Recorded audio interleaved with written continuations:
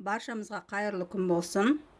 Бүгін сіздермен бірге қазақша тақия жасауды үйренетін боламыз. Ол үшін бізге жай ғана фетр керек. Фетрдің бір 2 миллиметрлігі болса, және немесе одан да қалыңы болса тегі жақсы болады. Фетр, паутина клей, велюр мата. Мендегі қатты кәдімгі перде жасайтын твердый матовый велюр.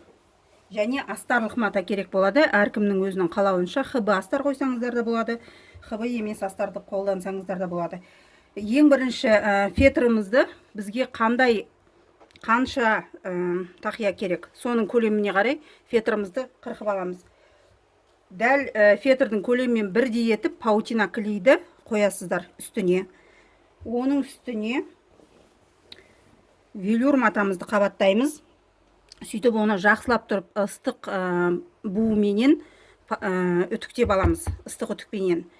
Сөйтіп бірге жабыстырамыз. Содан кейін келесі бетін аударып, келесі бетіне тура солай етіп тағы да паутина клейді қоямыз. Оның бетіне астарлық матамызды қойып, тағы да үтікпенен басып, бір-біріне жабыстырып алатын боламыз. Сонда бізде мынандай қап-қатты, қап-қалың материал пайда болады. Міне, жақындап көрсетейін. Ортасында фетр, екі жағында, бір шетінде велюр, бір шетінде астар мата жапсырылған болады.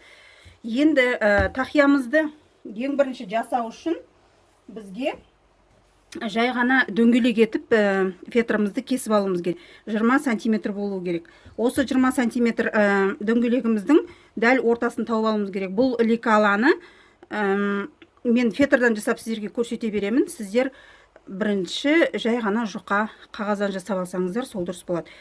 Екіге бүктейміз, жақсылап тұрып, стенасын бір-біріне келтіріп қойып. Қағаздан жасаған кездеріңіз осылай бүктейсіздер, мына жеріне қырын жақсылап тұрып келтіресіздер. Содан кейін осы мына алынып тұрған екі басын, осы бір түзуіміздің екі шетін бір-біріне тағы бір рет беттестіреміз, екіге бүктейміз. Және тағы да мына жеріне қырын жақсылап тұрып шығарып аламыз. Енді тура осы екі сызықтың қиылған ортасын нүктемен белгілейміз. Енді дәл осы нүктенің ортасымен өтетіндей етіп, мына өзіміздің жаңағы бүктеп алған сызығымыздың бойыменен сызып, осы нүктеге дейін келеміз. Міне, ортасындағы нүктеге дейін келеміз. Осылай енді мына қабырғамыздан 7 немесе 8 сантиметрді белгілеп аламыз. Осы выточканы қырқып алып тастауымыз керек. Міне біздің лекаламыз дайын болды.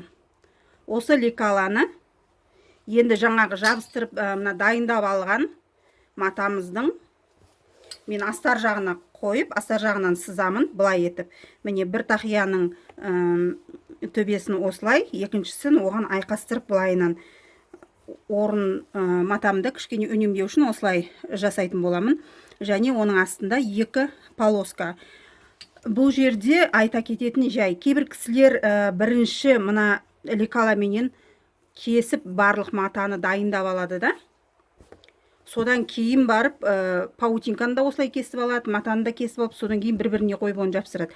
Бірінші оны жабыстырып алып, одан кейін кессеңіз, өте жаңағы матаңыз фетрдің сыртына шығып қалмайды, немесе фетріңіз матаның сыртына шығып қалмайды.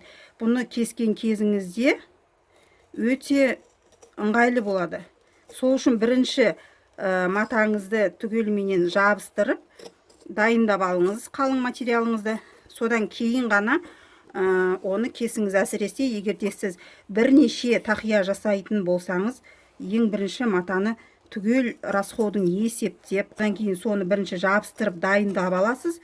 Содан кейін ғана кессеңіз, сонда сіздің кескен дүниеңіздің шеті өте әдемі болып тұрады, және ол сізге тігуіңізге де өте оңай болады. Міне осылай кесіп аламыз. Бізде міне кесіп алған кезімізде осындай екі деталь пайда болады. Енді деталіміздің бір-біріне біріктіреміз. Менде бұл 20 сантиметр диаметрмен кесіп алған кезіңізде 55-56 сантиметр болып шығады, окружность. Бұл дегеніңіз бұл кішкентай балаларға арналған размер емес деген сөз.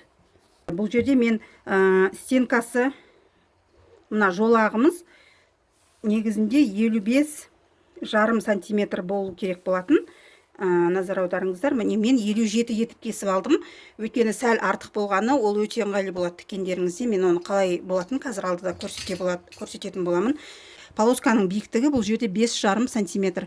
5,5-6 сантиметр болған кезде әдемі көрінеді. Енді тігуге көшеміз. Ол үшін қараңыздар, машинкамыздың тігісін зигзагқа қоямыз. Арасы 1 миллиметр етеміз. Және ең ірісіне қойдым мен. Осылай етіп қоямыз машинканы. Енді тігуді бастаймыз. Тігетін кезде осы екі деталіміздің мына ең ұшын бірдей етіп аламыз. Бірдей еткен кезде машинканың астына сізге қойып жүргізу өте қиын болса, осыны сәл былай полоскамызды асырып жіберуімізге болады. Себебі біз оны 2 сантиметрге артық етіп кескен болатынбыз. Ол жаңадан тігіп үйреніп жүрген кісілер үшін өте ыңғайлы болу үшін осылай 2 сантиметрді артық қырқып алған дұрыс. Мен тура ұшынан бастай беретін боламын. Соңындағы артық 2 сантиметрді қазір көретін боласыздар.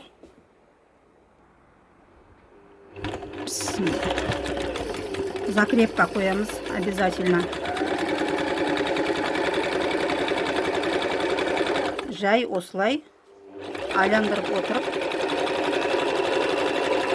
аяғына дейін тігіп шығамыз. Закрепка.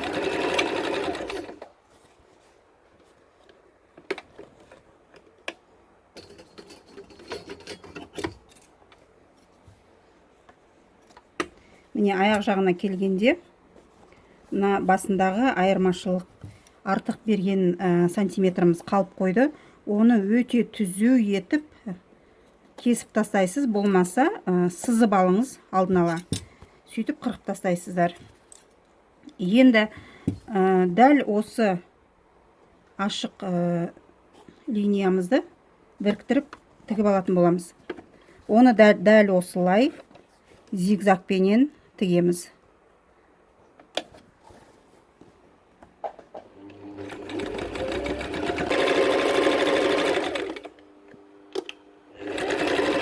Закрепка беруді ұмытпаймыз.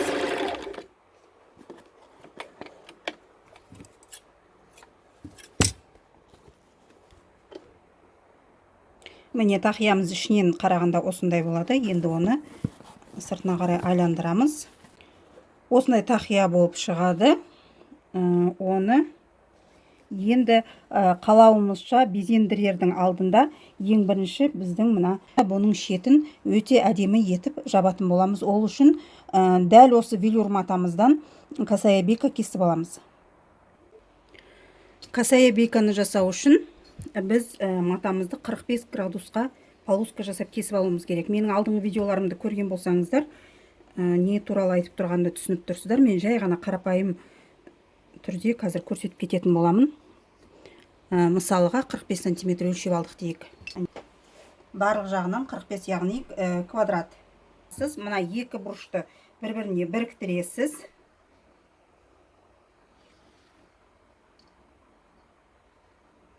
Міне.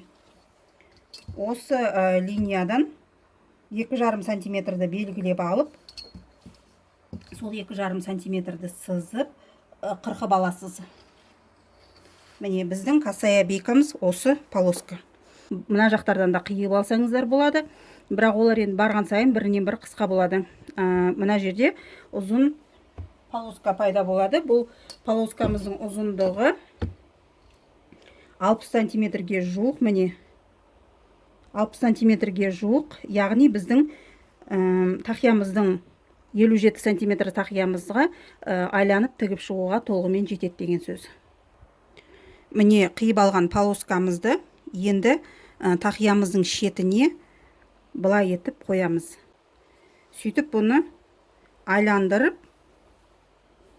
тігіп шығамыз. Тігісіміздің жалпақтығы жарты сантиметрден аспау керек, яғни 5 миллиметр болуы керек.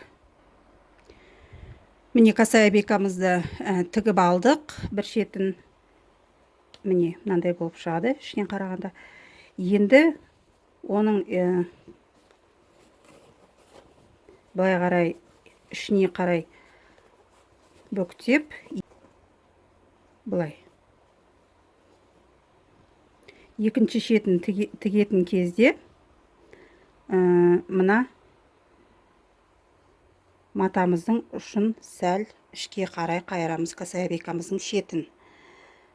Содан кейін тағы да ішке қарай қайырып, дәл мына жаңағы жасаған тігісіміздің үстін жауып, осы жерден машинкаменен тағы да бір рет тігіп шығатын боламын.